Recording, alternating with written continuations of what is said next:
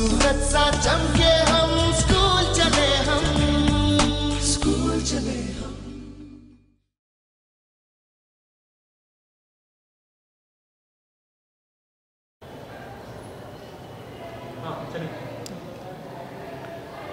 बच्चों, आज हम पढ़ेंगे कक्षा 10वीं के व्याकरण में भाषा बोध। त्रैमासिक अर्धवार्षिक परीक्षा की जो कठिन अवधारणाओं के अंतर्गत जो बिंदु सामने आए थे, उसके अंतर्गत भाषा बोध में हम सर्वप्रथम पढ़ेंगे संधि।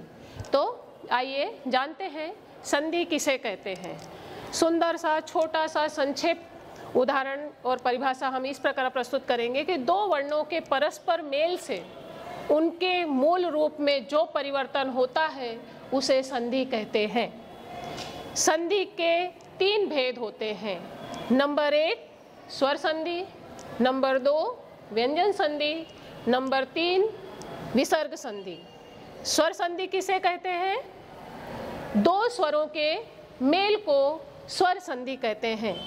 इसमें स्वर संधि में कुल 5 भेद होते हैं, जिसको हम बड़े आसानी से समझेंगे आज कि स्वर संधि का जो पहला भेद होता है दीर्घ स्वर संधि, जिसकी पहचान होती है इसके अंतर्गत बड़ी मात्रा ही आती है। जैसे गिरीश, भानुदय, ये बड़ा ऊ आ गया और बड़ी ई आ गई। भानुदय, हिमालय, ये म में आ गया, न में बड़ा ऊ आ गया और र में बड़ी ई आ गई। तो दीर्घ स्वर संधि की पहचान क्या होती है कि जिसमें दीर्घ या बड़ी मात्रा का प्रयोग होता है। दूसरा उदाहरण अगर हम लें तो गीतांजलि, छात्रावास, सत्याग्रह, रत्नाकर, परीक्षा आदि। दूसरा है स्वर संधि का भेद गुण स्वर संधि, जिसमें सिर्फ एक ही मात्रा आती है, जैसे सूर्योदय, गजेंद्र, ज्ञानोदय, इसमें एक ही मात्रा है। दूसरा उदाहरण अगर हम गुण स्वर संधि में देखें तो देवेंद्र, अपेक्षा, उपेक्षा, नरेश, प्रश्नोत्तर, लंबोदर, सूर्योदय, महोदय, महोत्सव आदि। तीसरा भेद आता है दीर्घ स्वर संधि, जिसमें हम कह सकते हैं कि 2 मात्रा का प्रयोग अक्सर किया जाता है। जैसे स्वैच्छिक, इसमें 2 मात्रा कौन सी है? ऐ की, व में ऐ की मात्रा लगी है। सदैव, इसमें 2 मात्रा कौन सी है? ऐ की। एक कैक, इसमें क में 2 मात्रा लगी हुई है। तो दीर्घ वृद्धि स्वर संधि में 2 मात्राओं का प्रयोग होता है। इसी तरह चौथा जो भेद आता है यण संधि, इसमें इसकी पहचान होती है कि य, र, ल, व के पहले आधा शब्द का प्रयोग होता है। यण संधि में क्या होता है कि य, र, ल, य, र, व के पहले आधा शब्द। जैसे अभ्यर्थी, अभ्यर्थी में य है, ये य और इसके पहले आधा शब्द का प्रयोग हुआ है। अब यहाँ पर य है प्रत्येक, तो य में आधा त लगा है। इधर भी य है तो य में आधा त लगा है। अत्यधिक, अभ्यर्थी, प्रत्यय, अन्वय, इस तरह यण संधि के ये अन्य उदाहरण हैं। 5वां भेद होता है अयादि स्वर संधि। इसके अंतर्गत ए, ओ, औ की मात्रा नहीं आती है। अधिकतम अयादि जो स्वर संधि होती है उसमें मात्र 3 ही अक्षर के शब्द होते हैं। जैसे गायन, ये 3 हो गए, गा, य और न। गायक, शयन, श्रावक, ये इस तरह इसमें 3 ही अक्षर के शब्द होते हैं। अब अगला आता है व्यंजन संधि। पहला हमने स्वर संधि को पढ़ लिया कि 2 स्वरों के मेल को स्वर संधि कहते हैं, जैसे हिमालय आदि इसका उदाहरण है। अब दूसरा भेद आता है व्यंजन संधि। व्यंजन के बाद स्वर या व्यंजन आने से जो परिवर्तन होगा उसे व्यंजन संधि कहते हैं। इसका उदाहरण है दिगंबर, इसमें ग का आधा क हो गया है, क के नीचे हलंत लग गया है ना, इसमें हलंत लगता है किसी में भी। वागीश, इसमें भी ग का आधा क हो गया, वाक धन ईस बराबर वागीश। दिक धन अंबर बराबर दिगंबर। दिग्गज, इसमें भी आधा ग है तो आधा क हो गया है। इस तरह ये व्यंजन संधि है और उसका उदाहरण है। अब विसर्ग संधि में, विसर्ग संधि की परिभाषा होती है कि विसर्ग के साथ स्वर या व्यंजन से जो विकार उत्पन्न होता है उसे विसर्ग संधि कहते हैं। उदाहरण है नमस्ते, इसको संधि विच्छेद करेंगे तो नमः धन ते, नमः ताप, नमः धन ताप, नमस्कार, नमः धन कार। इसमें देखो नमः जो आधे आधे शब्द का प्रयोग हुआ है, आधा स आधा स आधा स आधा सा, और ये श षटकोण वाला, तो इसकी जगह विसर्ग का प्रयोग हो गया है। तो ये विसर्ग संधि की एक पहचान ये भी होती है कि जहाँ पर विसर्ग का प्रयोग किया जाता है तो हम उसको पहचान के संधि का नाम लिख सकते हैं। अब ये इस तरह हमारा संधि का वो पूरा होता है। आइए अब हम भाषा बोध के अंतर्गत पढ़ेंगे दूसरा जो भेद है समास। समास आप लोगों ने कक्षा 9th में भी पढ़ा होगा और अब कक्षा 10वीं में भी हम समास पढ़ रहे हैं। तो बच्चों अब हम भाषा बोध के अंतर्गत पढ़ेंगे समास, जिसे आपने अंग्रेजी में कंपाउंड के नाम से पढ़ा होगा। तो समास किसे कहते हैं? तो अगर सरल शब्दों में अगर हम कहें तो दो पदों के मेल को समास कहते हैं, अर्थात शब्द समूहों को संक्षिप्त करने की प्रक्रिया समास कहलाती है। इसमें उदाहरण लेंगे हम हिमालय या विद्यालय, ये समास कहलाते हैं। अब समास के अंतर्गत हमको समास विग्रह क्या कहलाता है? तो समासिक पद को तोड़ना समास विग्रह कहलाता है। पहले हमने जाना कि समास किसे कहते हैं और उसके उदाहरण को जाना। अब तीसरी बात हम जान रहे हैं कि समास विग्रह कैसे होता है या समास विग्रह किसको कहते हैं। तो समासिक पद को तोड़ना समास विग्रह कहलाता है। किसी भी समास में दो पद होते हैं, एक तो पहला पद और दूसरा पद।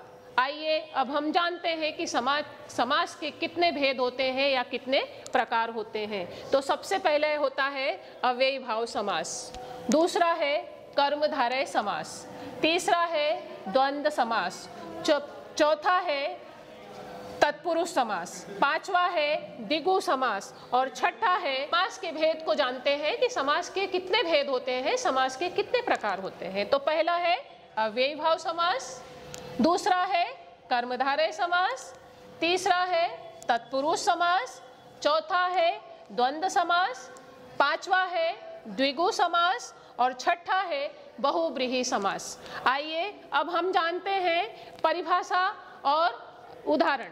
तो अव्ययी भाव समास जिसका पहला या पूर्व पद अव्यय होता है और उसका अर्थ प्रधान होता है, अव्यय के संयोग से समस्त पद भी अव्यय बन जाता है, इसमें पूर्व पद प्रधान होता है। अब अव्यय क्या होता है? जिसका व्यय न हो, अलग के निषेध बन गया है। व्यय मतलब खर्च होना। तो इसमें जो पहला पद रहता है ना वो यथावत रहता है, पूर्व पद अव्यय होता है या उपसर्ग होता है, तो उसको हम अव्यय समास कहते हैं। अव्यय समास के भेद उदाहरण क्या होगा? आजन्म, यथा संभव, अनुरूप, भर पेट, हाथों हाथ। एक उदाहरण और मैं ले सकती हूँ, बता सकती हूँ, लूटम लाट। अब इसमें क्या है? आजन्म, आ जो ये है उपसर्ग है, अव्यय है, ये व्यय नहीं होता है। इसका प्रथम पद अव्ययी भाव समास का पहला पद जो होता है उसका व्यय नहीं होता है, जैसा के जैसा ही रहता है। यथा अर्थात यथा संभव अर्थात संभव अनुरूप, अनुरूप, भर पेट पेट भर के, हाथों हाथ हाथ ही हाथ, और लूटम लाट मतलब लूट ही लूट। इस तरह दूसरे उदाहरण भी कई हैं, रातों रात, प्रतिदिन, बेशक, निडर, निसंदेह, प्रतिवर्ष, यथा सामर्थ्य, यथा शक्ति, यथा विधि, यथा क्रम, हर रोज। ये सब अव्ययी भाव समास के उदाहरण हैं। अब दूसरा आता है समास हमारा कर्मधारय समास। कर्मधारय समास की परिभाषा इस प्रकार होगी कि वह समास जिसका पहला पद विशेषण और दूसरा पद विशेष्य होता है, अथवा पूर्व पद एवं उत्तर पद में उपमान उपमेय का संबंध माना जाता है, वह कर्मधारय समास कहलाता है। सीधी सी बात है, हम संक्षेप में जानेंगे कि जिसका पहला पद विशेषण हो और दूसरा पद विशेष्य हो तो वो कर्मधारय समास होता है। इसका उदाहरण देख लेते हैं हम कि नव युवक, नव है जो युवक, पीतांबर, पीला है जो अंबर, परमेश्वर, परम है जो ईश्वर। इसका पहला पद विशेषण और दूसरा विशेष्य है। तीसरे में इसी तरह नीलकमल, महात्मा, कनकलता, प्राण प्रिय, प्राणों के समान प्रिय। इस तरह ये हमारा उदाहरण ये पूरा होता है। अब हम आते हैं तत्पुरुष समास पे। तत्पुरुष समास, इसमें क्या होता है, इसकी परिभाषा क्या होगी कि जिस समास में बाद का अथवा उत्तर पद, जैसा कि मैंने पहले बताया था कि समास में दो पद होते हैं, एक तो प्रथम पद और दूसरा उत्तर पद। अव्ययी भाव समास में क्या था कि पहला पद अव्यय था, व्यय नहीं होता था। अब तत्पुरुष समास में क्या है कि जिसका उत्तर पद प्रधान हो, पहला पद नहीं बल्कि दूसरा पद प्रधान हो, तो वहां पर तत्पुरुष समास होता है। जैसे उदाहरण है तुलसी कृत, अर्थात तुलसी द्वारा कृत, तुलसी से कृत। फिर है शराहत, शर से आहत अर्थात बाणों से आहत। राह खर्च, राह के लिए खर्च। राजा का कुमार, राजकुमार। तब इसमें क्या है कि इसमें वाचक शब्द का प्रयोग हो रहा है। आप लोग देखो जैसे इसके अंदर से आ रहा है, यहाँ पर से आ रहा है, यहाँ पर के लिए आ रहा है और यहाँ पर का, की, के और के लिए का प्रयोग तत्पुरुष समास में होता है। यह तत्पुरुष समास की पहचान होती है। तत्पुरुष समास का उत्तर पद प्रधान होता है और का, की, के लिए ये इसका पहचान होती है। अब हम इसके बाद ये समास में ऐसे तो 6 भेद होते हैं। जैसे अगर तत्पुरुष समास को अगर हम डीपली जानना चाहें तो तत्पुरुष समास के कुल 6 भेद होते हैं। कर्म तत्पुरुष, करण तत्पुरुष, संपदान तत्पुरुष, अपादान तत्पुरुष, संबंध तत्पुरुष, अधिकरण तत्पुरुष आदि आदि। तो इसी तरह इसके उदाहरण भी दिए गए हैं। फिर अगला हम पढ़ेंगे तत्पुरुष समास के अंतर्गत जो सारे उदाहरण दिए गए हैं उसको हम पढ़ेंगे। इसके बाद आता है द्विगु समास। मैंने बताया कि हर समास में 2 पद होते हैं। तो अव्ययी भाव में क्या था कि पहला पद अव्यय था, उपसर्ग था जिसका व्यय नहीं होता, और तत्पुरुष समास में उत्तर वाला पद प्रधान था। अब ये द्विगु समास में क्या होता है कि इसका जो पहला पद होता है वो संख्यावाची होता है। संख्या अर्थात 1 2 3 4 5 6 10 तक। तो इसमें द्विगु समास में क्या होता है कि जिस समास का पहला पद संख्यावाची हो उसे द्विगु समास कहते हैं। अब इसका उदाहरण आप लोगों को बहुत ही अच्छे से मालूम है। जैसे सप्ताह अर्थात 7 दिनों का समाहार या समूह। समाहार मतलब समूह।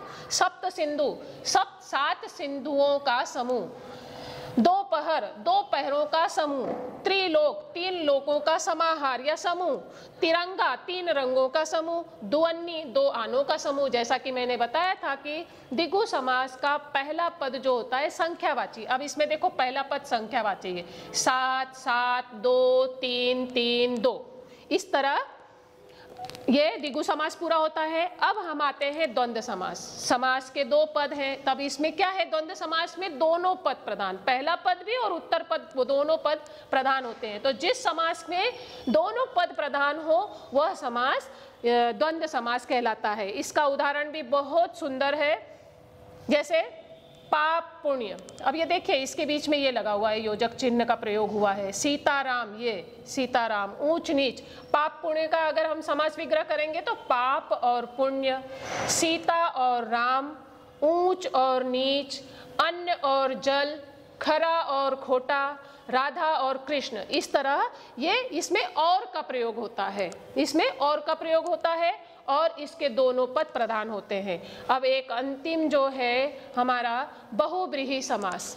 बहुव्रीहि समास एक ऐसा समास होता है जिसके समस्त पदों में से कोई भी पद प्रधान नहीं होता है एवं दोनों पद मिलकर किसी तीसरे पद की ओर संकेत करते हैं। जैसे 2 पद होते हैं ना समास में, पहला मुख्य पद और उत्तर पद, तो इसमें वो दोनों पद प्रधान ना होकर अन्य पद प्रधान होते हैं, तो वहां पर यह समास होता है, बहुव्रीहि समास होता है। इसका उदाहरण हम देख लेते हैं। नीलकंठ, नीला है कंठ जिसका, अर्थात शिव। इधर नीला और कंठ, ये पहला पद और ये दूसरा पद। अब इसमें तीसरा क्या निकल कर आ रहा है, शिव, है ना। ऐसे लंबोदर, लंबा है उदर जिसका, तीसरे कौन निकल के आ रहे हैं, गणेश जी। दशानन, 10 है आनंद अर्थात रावण। अब आप बोलोगे कि इसके पहले आपने बताया था कि द्विगु समास का पहला पद संख्यावाची होता है, तो यहाँ पर तो 10 आ रहा है, तो हमने इसको द्विगु समास में क्यों नहीं लिया। तो यहाँ पर तीसरी पद आने के कारण इसको हम बहुव्रीहि समास में भी ले सकते हैं और द्विगु समास में भी ले सकते हैं। अगर आपको बहुविकल्प प्रश्न में अगर वहां पर द्विगु समास दिया जाए और ये बहुव्रीहि समास विकल्प में न दिया जाए तो वहां पर द्विगु भरेंगे, और अगर बहुव्रीहि दिया जाता है तो वहां पर बहुव्रीहि समास भरेंगे। ये दशानन के लिए। महावीर, महान वीर है जो, अर्थात हनुमान। हनुमान को क्या कहा जाता है? महावीर। चतुर्भुज, चतुर्भुज किसको कहा जाता है? विष्णु को। चार है भुजाएं जिसकी। पीतांबर, पीत है अंबर जिसका, अर्थात कृष्ण, पीतांबर धारण करते हैं श्री कृष्ण। निशाचर, निशा में विचरण करने वाला अर्थात राक्षस, रात्रि को विचरण करने वाला राक्षस। घनश्याम, घन के श्याम, समान श्याम है अर्थात श्री कृष्ण। तो इस तरह हमारा ये समास पूरा होता है। अब हमने संधि और समास दोनों की आज चर्चा कर ली है। अब हम जब भी मिलेंगे तब हम चर्चा करेंगे वाक्य पर, वो भी भाषा बोध के अंतर्गत आता है, तो हम उसको बड़े संक्षेप में जानेंगे जब भी मिलेंगे। आज के लिए धन्यवाद।